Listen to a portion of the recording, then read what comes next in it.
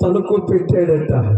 ఆ సత్యాన్నము పుల్లగా ఉండి తింటూ ఉన్న రాజుకి ఆ పంచపరమక్ష పరిమాణాలు ఆ రాజ్య బల్ల మీద తింటున్నటువంటి విలువైన ఆహారాలు గుర్తుకొచ్చాయట.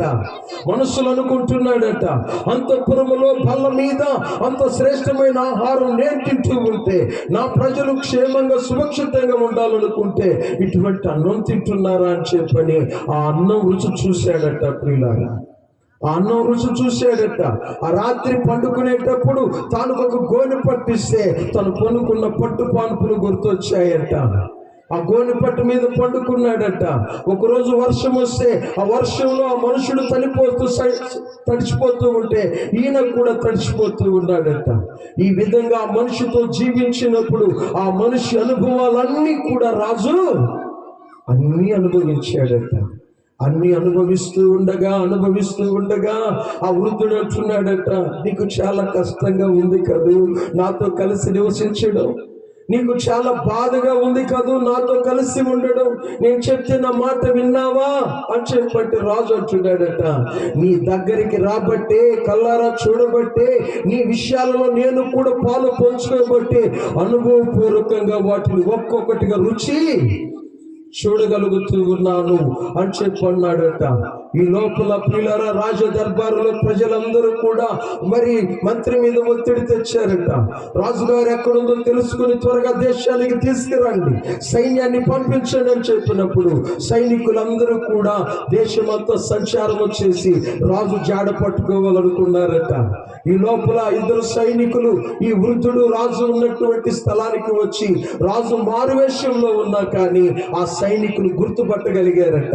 గుర్తుపట్టి ప్రియులారా, రాజు సమీపానికి రాగానే వారి దగ్గర ఉన్న ఈటెలు పక్కన పెట్టి మోకరించి తల వంచి నేల మట్టుకు నమస్కరించి రాజుకు వారంతా కూడా శిరస్సు వంచి పాదాభివందనం చేశారట. అది చూసినటువంటి వృద్ధుడు ఆశ్చర్యపోయాడట. ఈ లోపల వారిద్దరిని పైకి లేమని చెప్పాడట. రాజా, నీ కోసం ప్రజలు తల్లడిల్లిపోతున్నారు, దయచేసి ఇక్కడ మీరు రాజదర్బారుకు రండి, అంతఃపురానికి రండి అని చెప్పినప్పుడు రాజు బయలుదేరక ముందు ఒక్కసారి ఆ వృద్ధుడి వైపు చూశాడట. వృద్ధుడి వైపు చూసి ఒకే ఒక మాట అన్నాడట, ఇంతకాలం కలిసి నీతో నివసించడాన్ని బట్టి నీ వల్లే అన్ని విషయాలను సహానుభావాన్ని నేను చూడగలిగాను. అయితే ఇప్పుడు నేను అడుగుతూ ఉన్నాను, ఇదిగో నీకేం కావాలో కోరుకో, నీకు నేను ఇస్తాను అని చెప్పన్నాడట. అందుకు ఆ వృద్ధుడు అన్నాడట, ఏమన్నా తెలుసా, నీవు రాజు అయి ఉండి అంతఃపురాన్ని వదిలిపెట్టి మారు వేషము వేసుకొని నా దగ్గరకు వచ్చి నన్ను ప్రేమించి నాతో కలిసి నివసించి నాతో పాటు అన్ని విషయాలలో సహానుభావాన్ని పంచుకొని నా కోసం నిన్ను నీవే ఇచ్చేసుకున్న తర్వాత ఇంక నీకంటే విలువైంది ఏది నాకు లేదు రాజా అన్నాడట. దేవునికి స్తోత్రం. హల్లెలూయా. కథ అర్థమైంది అనుకుంటున్నాను. అర్థం కాలే? కథ అర్థమైంది అనుకుంటాను. అర్థం కాలేదా? 2000 సంవత్సరాల క్రితం వెలుగు తేజస్సు అయిన ఆయన, వాక్యమై దేవుని ఎత్తున్నటువంటి ఆయన మానవ శరీరాన్ని ధరించుకున్నాడు. ఈ భూలోకానికి ఆయన ఒక కుటుంబం ద్వారా వచ్చాడు. వచ్చినటువంటి ఆయన మానవుల మధ్యలో మానవుడిగా మనుషుల పోలికలో పుట్టాడు. మనుషుల పోలికలో పుట్టి మానవత్వాన్ని ధరించుకున్నాడు. ఆకారమందు శరీరంగా కనబడ్డాడు. ఆయన రక్త మాంసాలలో పాలువాడై 33.5 సంవత్సరాల కాలం ఆయన మనుషుల మధ్యలో నివసించాడు. మనుషుల మధ్యలో నివసించినప్పుడు కుల మత జాతి భేదము చూడకుండా అందరినీ తాకాడు, అందరినీ దర్శించాడు, అందరి స్థితిగతులను గుర్తించాడు. అనారోగ్యంతో ఉన్నవారు, ఆకలితో ఉన్నవారు, జబ్బును పడి మంచాలను పట్టినటువంటి వారు ఎంతో మంది ఎన్నో విధాలుగా ఆయన కనబడుతూ ఉన్నారు. అవన్నీ కల్లారా చూస్తూ ఉన్నాడు. కల్లారా చూడటమే కాదు, వారి స్థితిగతులన్నింటినీ కూడా కూర్చి విన్నాడు, చూశాడు, చలించిపోతూ ఉన్నాడు, హృదయంతో కదిలించబడిపోతూ ఉన్నాడు. దేవుని యొక్క ప్రజలారా, ఈ రాత్రి కాలపు వేళ గమనించండి. ఏమిటో తెలుసా, ఆయన మానవుల మధ్యకు శరీరధారిగా వచ్చి మన మధ్య నివసించి ఉండకపోతే మన దుర్బలమైన జీవితము యేసుకు అర్థమై ఉండేది కానే కాదు. అర్థమై ఉండేది కాదు. దైవత్వాన్ని వదులుకొని మానవత్వంతో మానవుల మధ్య ఆయన నివసించినప్పుడు ఆయన మానవులమైనటువంటి మనం పాపముల చేతను అపరాధముల చేతను చచ్చిన వారిమై శాపగ్రస్తులమై జీవిస్తున్న దుర్బలమైన బ్రతుకుతూ ఉన్నటువంటి మన స్థితిగతులన్నిటినీ కూడా ఆయన దగ్గరగా ఉండి కల్లారా చూశాడు. అన్ని విషయాల్లో మనవలి సహానుభావాన్ని కలిగినటువంటి వాడుగా ఉన్నాడు. కాబట్టి పిల్లరా, ఆయన మన క్షేమం కోసం మన మధ్య నివసించినటువంటి మన స్థితిగతులన్నిటిని బట్టి ఆనాటి కాలంలో ఆయన ఏం చేశాడో తెలుసా? పాపులని పరిశుద్ధులని చూడలేదు, పక్షపాతం లేదు, కుల జాతి మత భేదమే ఆయనకి లేదు. అన్నింటినీ కూడా విసర్జించాడు. చివరికి నిరుపేద ఇంటిలోనికి కూడా వెళ్ళాడు, చేపలు కప్పు కొట్టే వారి ఇంట్లోనికి కూడా వెళ్ళాడు. పాపాత్ముడు అని ఊరంతా తరిమి వేసి ఎవరి ఇంటికి కూడా యేసు వెళ్ళాడు. ప్రతి ఇంటికి వెళ్ళాడు, మానవత్వాన్ని చాటుకున్నాడు, మానవ మనుగడ చూపించాడు. మానవ జాతికి తానే దైవత్వం అన్నంత రుజువుగా ఆయన తాను మానవులందరితో మమేకమయ్యాడు. దేవునికి స్తోత్రం కలుగునుగాక.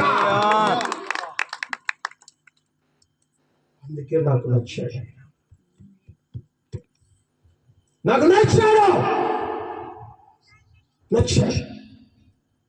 ఇలాంటి దేవుడు నిజంగా దేవుడే.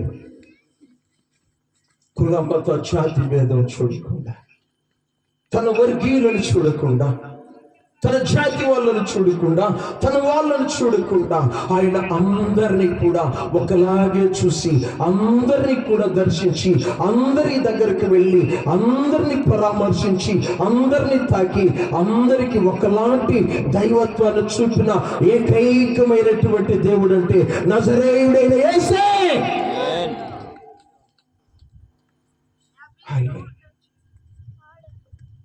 ఈరోజు కూడా అందరం ఏం చెప్తామో తెలుసా? యేసు జయంతిని జరుపుకునేటప్పుడు చెప్తాం ఏమని తెలుసా?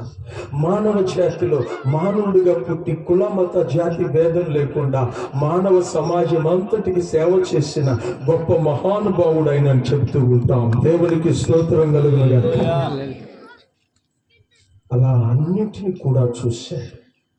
మానవులమైన మన స్వయంకృత అపరాధాల వలన, తల్లిదండ్రులు చేసిన అపరాధాల వలన మనమందరినీ పాపులమైపోయినటువంటి మన పాప భారం ఎక్కువైపోతూ వచ్చింది. అటువంటి పాప భారాన్ని ప్రియమైన దేవుని బిడ్డలారా ఆయన చూశాడు. మన హృదయ సంబంధమైన భారాన్ని ఆయన చూశాడు. కాబట్టి మానవుల పాపములన్నింటిని బట్టి ఆయన ఏం చేయాల్సి వచ్చిందంటే, ఆ దుర్బలమైన జీవితాన్ని చూసిన ఆయన చెల్లించిపోయి మనల్ని ప్రేమించి మన పాపములను మురాను మీద మురయడానికి ఒక్కడుగు ముందుకేసిన గొప్ప మహాదేవుడు. ఒక్కడుగు ముందుకేశాడు.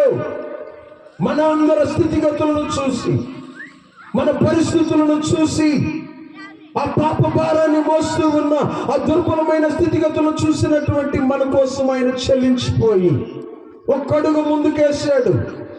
ప్రియమైన దేవుని బిడ్డలారా, మీకు తెలుసా, ఆయన స్వకీయులే అన్యజనులకు అప్పగించారు.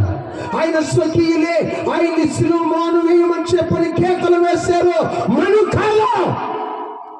మనం కాదు, వాళ్ళు ఆయన స్వకీయులైన యూదులు. మనం ఎవరమో తెలుసా? ఆయన ద్వారా స్వస్థత పొందిన వాళ్ళం. మనం ఎవరమో తెలుసా? ఆయన ద్వారా బ్రతికిన వాళ్ళం. మనం ఎవరమో తెలుసా? ఆయన ద్వారా ఆదరించబడ్డ వాళ్ళం. మనం ఎవరమో తెలుసా? ఆయన ద్వారా మేలు అనుభవించిన ప్రజలు.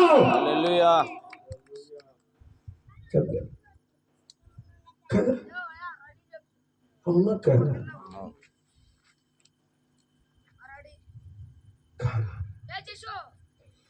వారితో పాటు మన పాపాలను మోయడానికి, మన పాపాలను మ్రాను మీద మోయడానికి ఆయన ఇష్టపడ్డాడంటే నిజంగా ప్రియమైన దేవుని బిడ్డలారా, ఆయన ఎంత మనల్ని ప్రేమించాడు. మన కోసం ఆయన ఆ మ్రానును మోయడానికి ఎక్కడికి మోయడానికి ఇష్టపడ్డాడంటే, మ్రాను మీద మన పాపాలను ఎక్కడి నుంచి ఎక్కడ మోసుకోవడానికి ఇష్టపడ్డాడంటే, గబ్బాతా అనేటువంటి ఒక స్థలం నుంచి గొల్గొతా అనేటువంటి ఒక స్థలం ఉంది.